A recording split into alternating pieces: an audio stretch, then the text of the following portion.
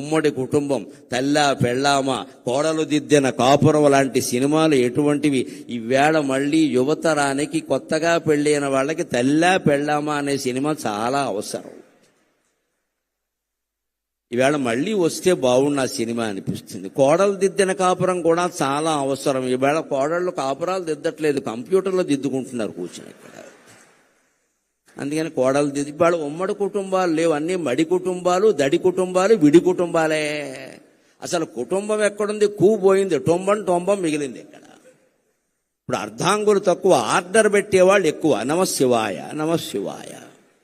అర్ధాంగి ఎందుకంటే ఆర్డర్ పెట్టడానికి, నేను ఆర్డర్ పెట్టుకుంటా, నీకేమో ఆర్డర్ పెట్టమంటా అంతే.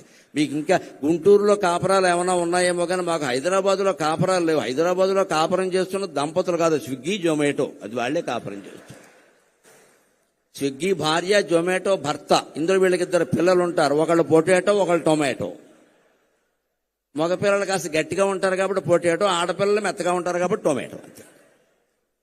స్విగ్గీ జొమాటోలు కాపురం చేస్తున్నాయి కానీ పిల్లలు ఎవరు కాపురాలు చేయట్లేదండి. హైదరాబాద్లో ప్రతిరోజు ఆర్డర్ పెట్టడమే.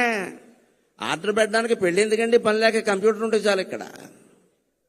అలా తయారైన మన సమాజానికి ఇవాళ రామారావు గారు నటించిన ఉమ్మడి కుటుంబం, తెల్లా పెళ్ళామా, కోడలు దిద్దిన కాపురం, రైతు బిడ్డ లాంటి సినిమాలు మళ్ళీ రావాలండి. మళ్ళీ రీ రిలీజ్ కావాలండి.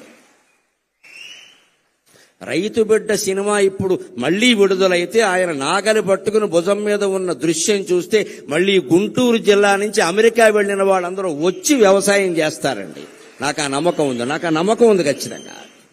మగాడంటే ఎలా ఉండాలరా, మనిషి అంటే ఎలా ఉండాలరా అని చెప్పి అమెరికా వెళ్ళిపోయిన వాళ్ళందరూ వచ్చి వ్యవసాయం చేస్తారండి ఖచ్చితంగా.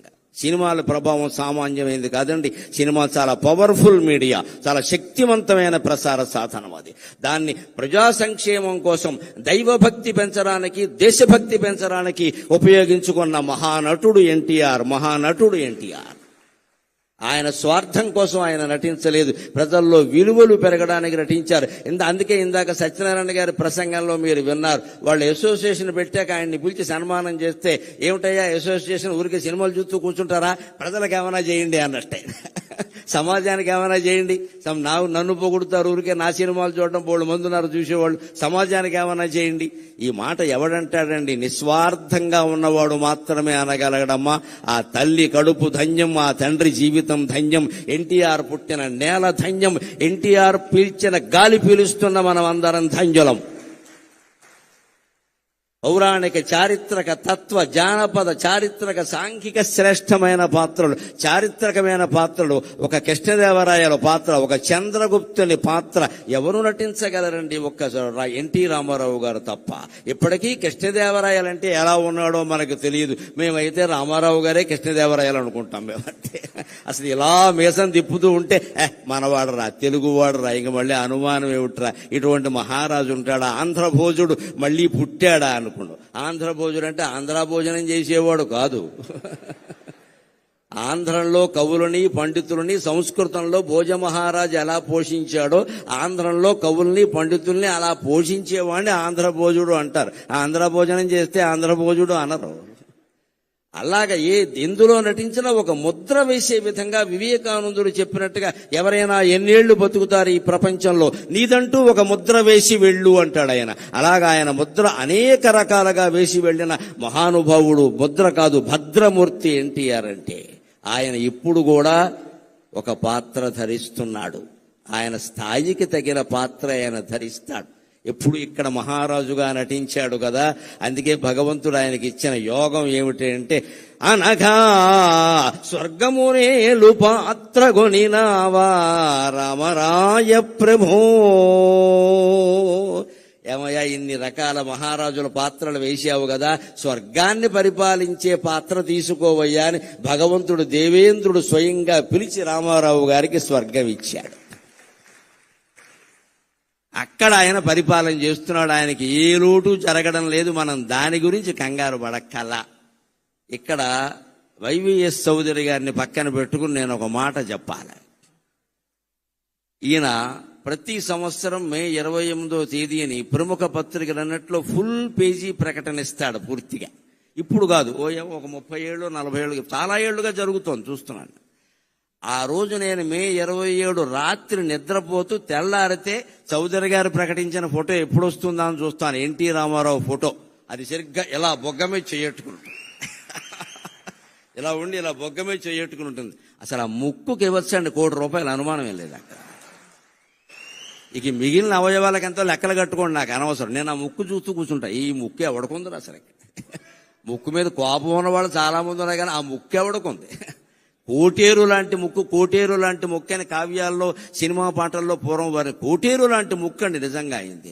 ఆ ముక్కు చూసి ఈ ఫోటో ఈయన ఎక్కడ పట్టుకున్నాడని నేను అడిగాను ఒకసారి. నేను ఇప్పుడు రక్త సంబంధం సినిమాలో సావిత్రి చంద్రుని మించు అందములిగించు ఉంటే ఆ ఫోటో గోడకు తగిలించి ఒక 4 సార్లు చూపించారట. మళ్ళీ ఏ సినిమాలోనూ లేదు, ఎప్పుడూ లేదు. దాన్ని పట్టుకుని ఆయన పరిపూర్ణమైన సంతృప్త హృదయంతో ఎప్పుడు నీ సేవలో ప్రభువుని ఒకే రకమైన మాట రాసి ప్రతి సంవత్సరం వేస్తారండి. మా ఇద్దరి మధ్య బంధుత్వం అదే ప్రధానంగా, ఆ ఒక్క ఫోటో. ఈ ఫోటో ఎక్కడ దొరికిందండి బాబు? ఇది రాముడి కంటే కృష్ణుడి కంటే అందంగా ఉందన్నా నేను. ఇలా బొగ్గ మీద చేయి పెట్టుకుని ఉంటే అస్సలు అది కాదండి. ఆయన చూసిన వాళ్ళు 16 ఏళ్ల అమ్మాయిలు కూడా ఎన్టీఆర్ వెనకాల పడాల్సిందే. ఆ ముక్కు అంటే అంతే, ఇంకా కోటేరు లాంటి ముక్కు అంటే అంతే. అటువంటి ముక్కున్న మొగుడు దొరికితే ముక్కోటి దేవతలకు మొక్కుకున్నట్టు లెక్క. బండ ముక్కులు బొర్ర ముక్కులు కాదు ఎంతసేపు. ముక్కు అంటే ఎన్టీ రామారావు ముక్కులో ఉండాలి. ఆ ముక్కుకు జాలి ఇంకేం అక్కల. ఆయన నటన నుంచి కదా, ఆయన జీవితం నుంచి కూడా మనం నేర్చుకోవలసింది క్రమశిక్షణ.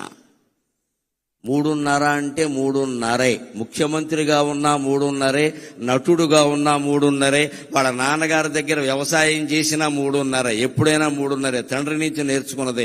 ఎప్పుడు 3:35కి లేచే అలవాటు ఆయనకి లేదు. గంటిపేట ఆశ్రమంలో ఉన్నా సరే కార్యదర్శులు వణికిపోయేవారు. ఎందుకంటే ఈయన 3:30కి లేస్తాడు, 4:30కి బల దగ్గరికి వచ్చి కూర్చుంటాడు. వెంటనే వాళ్ళు వచ్చి నిలబడాలి అక్కడ, లేకపోతే అయిపోతుంది ఇక్కడ.